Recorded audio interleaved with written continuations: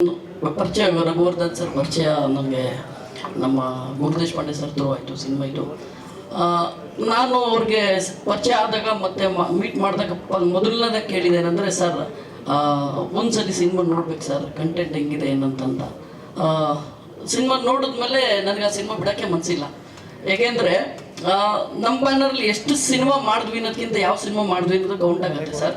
So ಅದಕ್ಕೋಸ್ಕರ ಈ cinema ನಮ್ಮ ಬ್ಯಾನರ್ಗೆ ತುಂಬ ಹೆಸರು ತಂದು ಕೊಡುತ್ತೆ ಸರ್. ದಯವಿಟ್ಟು ಈ ಸಿನಿಮಾ ನಾನೇ ಮಾಡಬೇಕಂತ ಹಠ ಬಿದ್ದು ಅವ್ರ ಮೇಲೆ ಫಾಲೋಅಪ್ ಮಾಡಿ ತಗೊಂಡ್ರಂಥ ಸಿನಿಮಾ ಇದು.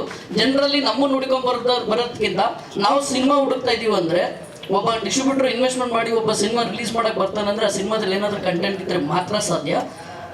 ನಿಮಗೆ ಟೆಕ್ನಿಕಲಿ ಎಲ್ಲೂ ಬೋರ್ ಹೊಡಿಸ್ದಲ್ಲಿರೋಂಥ cinema, extraordinary content making cinema, plus ಆರ್ಟಿಸ್ಟ್ಗಳು ನೀವೇ ನೋಡಿದ್ದೀರಿ ಆಲ್ರೆಡಿ ಟ್ರೈಲರಲ್ಲಿ. ಯಾರು ನಿಮಗೆ ಹೊಸ ಫೇಸ್ಗಳು ಕಾಣಿಸ್ತಾ ಇಲ್ಲ. ಪ್ಲಸ್ ಮಾಡಿರೋ ಅಷ್ಟು ಆರ್ಟಿಸ್ಟ್ಗಳನ್ನು ಚೂಸ್ ಮಾಡಿರೋ ಅಷ್ಟು ಆರ್ಟಿಸ್ಟ್ಗಳನ್ನು ಎಕ್ಸ್ಟ್ರಾಡಿನರಿ ಪರ್ಫಾರ್ಮಿಂಗ್ ಆಗಿರೋಂಥ ಆರ್ಟಿಸ್ಟ್ಗಳು.